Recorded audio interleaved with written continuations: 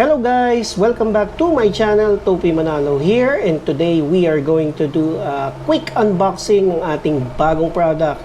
This is the DJI Mic Mini transmitter only that I recently got sa Shopee. Kung interested kayo na bilhin or kumuha ng ganitong item, nakalagay po yung link sa description ng video na to para makuha nyo yung same item na nakuha ko.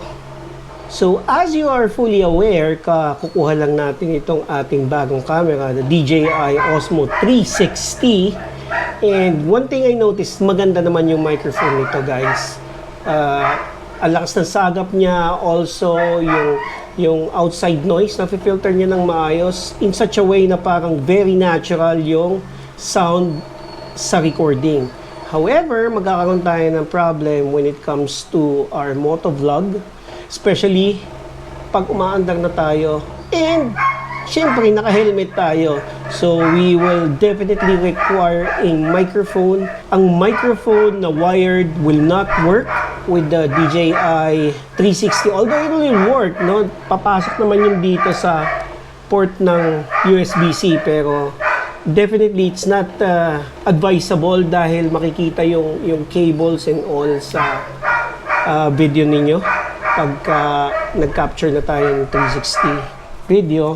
Kaya ideally wireless microphone ang gagana, and the DJI Mic Mini is a perfect combo for motovlogging kasi napakaliit lang nito, guys. Parang 10 grams lang yata ito kabigat at ganyan lang siya kaliit. So pasok na pasok siya, pwede nyo ilagay sa loob ng helmet.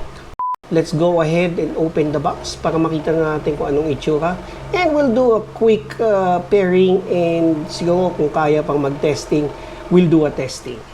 Okay, so ito yung item, mismong item na nakuha natin. Yan. So ganyan ang itsura niyan. Okay. So as you can see, hindi ko pa nabubuksan yan. It still has that sealed tab or tape na nakadikit sa bottom part tsaka dito sa upper part. So let's go ahead and strip it off.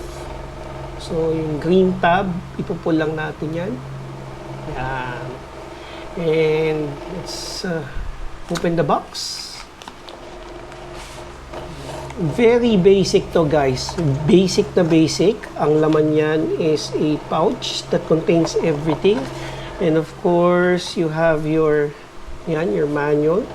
Let's go and open the plastic. So ito yung soft pouch niya na DJI para daw sa microphone. Let's go and open it. See what's inside. So here you have a USB-C to USB-A charging cable.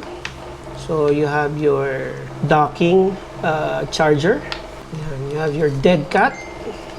And you have your microphone. So as I mentioned, basic na basic, guys. So yan lang ang laman. You have the cable, you have the dock, the charging dock, you have your device, tapos ito yung dead cat. Tignan natin kung anong laman dead cat sa loob ng plastic. So dalawang dead cat to, isang black. Ayan. Ito yung bottom part niya na kumakabit sa mic. Nag-clip lang yan. And you have a gray or parang black and white na dead cat. Ayan. Importante to prevent the wind noise from hitting the microphone receiver.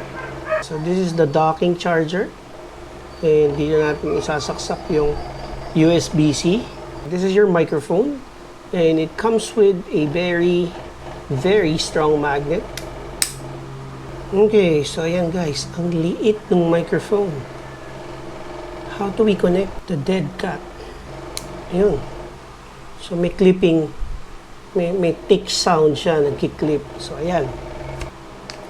Tapos pag tatanggalin nyo, tatanggalin nyo lang ng ganon. So now let's go ahead and open it by pressing the power on button for 3 seconds.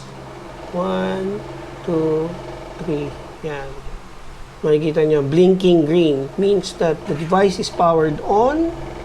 Tapos, ipe-pair natin yan by pressing the pairing button. Pero bago natin i-press yan, buksan muna natin ang ating 360 camera. Okay, so yan. Sa ating 360 camera, let's go ahead and check out the menu. Here, you will see the microphone icon. Let's just press that. And by pressing it, you will see two options, two different microphones na pwede mong ilagay or i-connect. So, let's go ahead and press TX1. Yan. So, sabi niya, power on your Osmo Audio and pair. So, press na natin yung pairing button until maging color blue. Yan. Blinking blue. And there you go. Ganun lang kadali. Naka-pair na siya. Okay, confirm. Yan, kikita nyo na. It can receive na yung recording ng voice natin. Ayan. Tapos, nakikita nyo na rin kung ilan ang percentage ng battery. It has 60%. Now, for the bottom part, lalabas yan, no? Low cut, noise cancellation via button, clipping control, LED, auto power off. Transmitter version. Yan. Also, when you go out of the menu and you try and press, ayan, nakikita nyo yung microphone level natin sa ibabaw. Green, tapos nagre-red. Ideally, hindi maganda nagre-red. Especially, kunyari sa loob ng helmet, oh, ganyan na mangyayari niyan. Parang nag-steady red na. So, what we need to do is to adjust the gain, the microphone gain, by clicking yung menu sa gilid. Ito, side na to. Diba? Tapos, doon meron yung microphone dito na parang grayed out, pero you have to click it. Yan. So, kita nyo, you have your channel, which is stereo. Transmitter 1, noise reduction.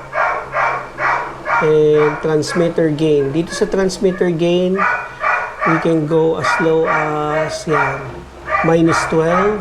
Or you can add +12. So, siguro, tignan natin sa -8. Yan natin malapit. Meron pa rin, may pula pa rin eh. So, let's try to go ulit on. Microphone.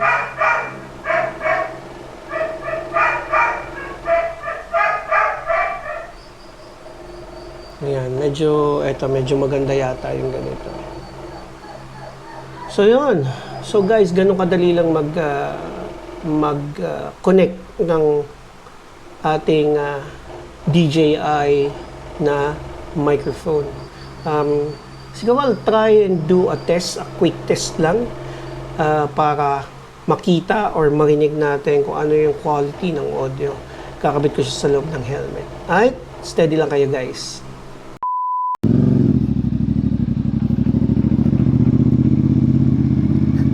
So ayan guys, ikot-ikot lang tayo rito sa subdivision and tetestingin natin yung microphone. For now, I closed my visor. Tignan natin kung anong tunog pagka ganito, parang kulob ang tunog dahil hindi nakabukas yung visor. Ayan. And then subukan natin buksan yung visor. Yan, ngayon nakabukas tong visor natin. I don't know what's the sound of the motorcycle or yung voice ko pagsasalita. Hindi ko alam kung anong tunog nito. I guess we will see how it goes.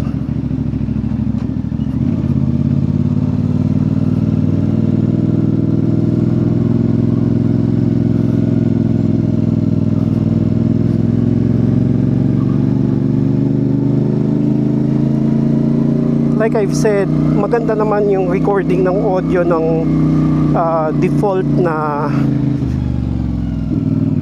Osmo 360 camera natin. So yung wind noise is not that bad and all.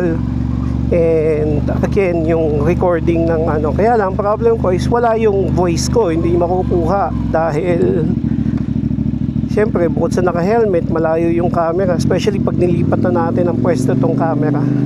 Hindi na siya makukuha, hindi na niya makukuha yung voice ko. Kaya it's really important to have a microphone for the camera.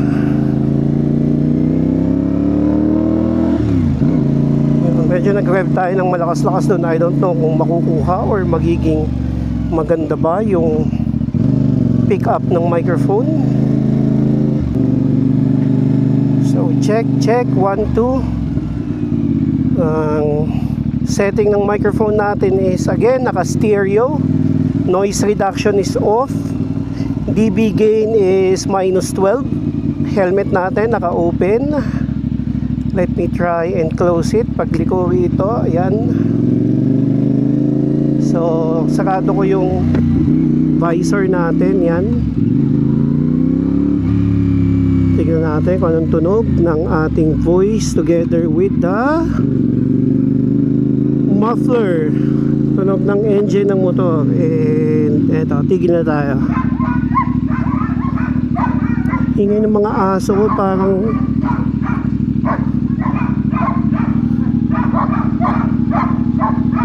galit na galit mga G na G. Yan. So there you have it guys. Nakita nyo yung ating unboxing ng microphone.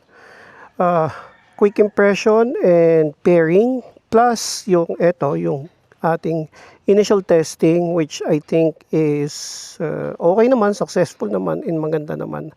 Hope you like the video. Pahit na lang ng like button. Also kung meron kayong question, comment, or suggestion, sulat nyo na lang sa baba. I'll try and read them and answer them. Also, kung interested kayo to get the same product that I got dito sa Shopee, meron akong link to sa description below. Click nyo na lang and it will lead you to the store kung saan ko siya nakuha para makakuha kayo ng legit item similar to what I got. And of course guys, kung bago kayo dito sa channel natin, I would like to invite you to please subscribe to my channel and hit the bell notification for more updates. Again mga kamoto, maraming salamat nakaabot kayo dito sa last part ng video natin. Topi Manalo po. Until next time, kita-kits po tayo. Bye.